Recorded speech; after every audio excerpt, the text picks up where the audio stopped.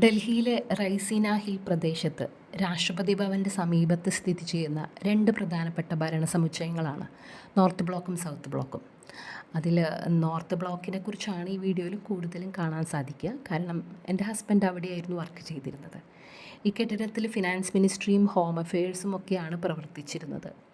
ഇത് പാസ്റ്റ് ടെൻസിൽ പറയാൻ കാരണം ഈ കൊല്ലം തുടക്കത്തിൽ ഈ രണ്ട് മിനിസ്ട്രീസും ഇവിടുന്ന് മറ്റൊരു ബിൽഡിങ്ങിലേക്ക് മാറ്റി.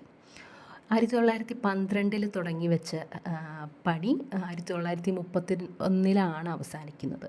അപ്പോൾ ഒരു ഏകദേശം 95 വർഷം പഴക്കം ഈ കെട്ടിടങ്ങൾക്കുണ്ട്.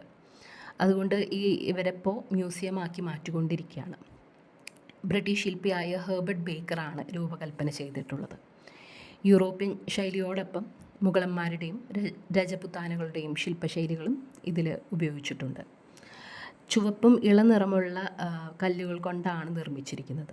വൻതൂണുകളും നീണ്ട ഇടനാഴികളും അതുപോലെ ഗോപുരാകൃതിയിലുള്ള ഡോമുകളൊക്കെ ഈ കെട്ടിടത്തിൽ നമുക്ക് കാണാൻ സാധിക്കും.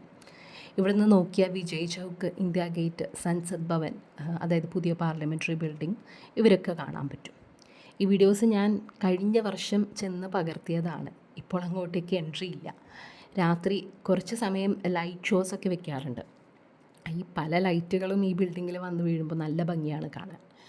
കൂടെ ബാക്ക്ഗ്രൗണ്ടിൽ നമ്മുടെ നാഷണൽ ആന്തം കൂടിയും വെക്കാറുണ്ട്. ഒരു ബ്യൂട്ടിഫുൾ ഫീലിംഗ് ആണ്.